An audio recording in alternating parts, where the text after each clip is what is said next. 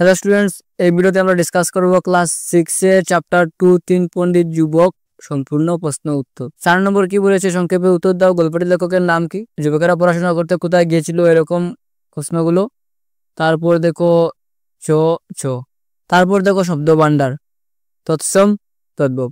শব্দ ভান্ডারে কত ধরনের শব্দ আছে দেখো। শব্দ ভান্ডারকে 4 শ্রেণীতে ভাগ করা হয়। তৎসম, তদ্ভব, দেশি ও বিদেশি শব্দে ভাগ করা হয়। তারপর তৎসম শব্দ বলতে কি বুঝো? যেসব শব্দ সংস্কৃত থেকে অবিকৃতভাবে বাংলায় এসেছে সেগুলো তৎসম শব্দ, যেমন হস্ত, চন্দ্র, সন্ধ্যা ইত্যাদি। মানে কি বলেছে দেখো, বলেছে যে যেসব শব্দ সংস্কৃত থেকে অবিকৃতভাবে বাংলায় এসেছে, মানে সংস্কৃত থেকে ডিরেক্টলি বাংলায় চলে এসেছে, এরকম শব্দকে বলে তৎসম শব্দ। তারপর দেখো তদ্ভব, যে সকল সংস্কৃত শব্দ মধ্য ভারতীয় আর্য ভাষার মধ্য দিয়ে পরিবর্তিত হয়ে বাংলায় এসেছে সেগুলো তদ্ভব শব্দ। মধ্য ভারতীয় আর্য ভাষার মধ্যে দিয়ে কি হয়েছে? এই যে হস্ত থেকে কি হয়েছে? হাত, চন্দ্র থেকে চাঁদ হয়েছে। এই রকমের শব্দকে কি বলে? তদ্ভব শব্দ বলে। তারপর দেখো দেশি শব্দ, আর্য ভাষা ছাড়া এদেশে প্রচলিত অন্যান্য ভাষা গোষ্ঠী থেকে যেসব শব্দ পরিবর্তনের মধ্য দিয়ে বাংলা ভাষায় এসেছে সেগুলো দেশি শব্দ, যেমন ডেকি, ডুল, জাটা ইত্যাদি। তারপর দেখো বিদেশি, কিছু বিদেশি শব্দ পরিবর্তিত ও অপরিবর্তিত অবস্থায় আমাদের ভাষায় ব্যবহার করা হয়, সেগুলো বিদেশি শব্দ, যেমন পুঁথি, চেয়ার, টেবিল, রুমাল, চাবি, আইন, আদালত। এই যে শব্দ আমরা ব্যবহার করি এই শব্দগুলো কি?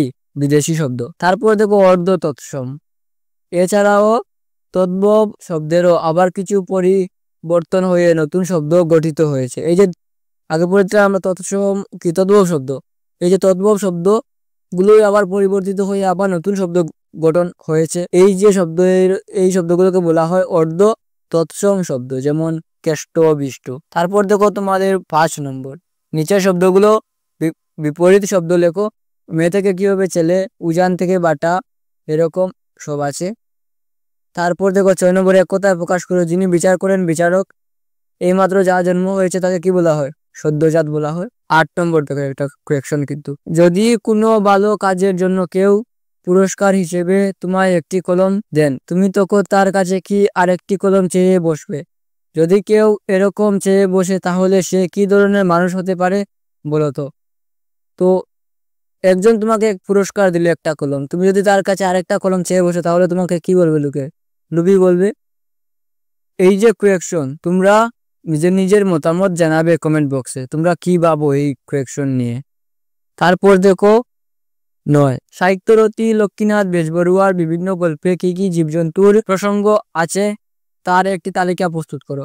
তো দেখো মেয়ে মুষ আছে, সদ্যজাত পুরুষ মুষ, গরু, গুড়া ইত্যাদি আরো আছে।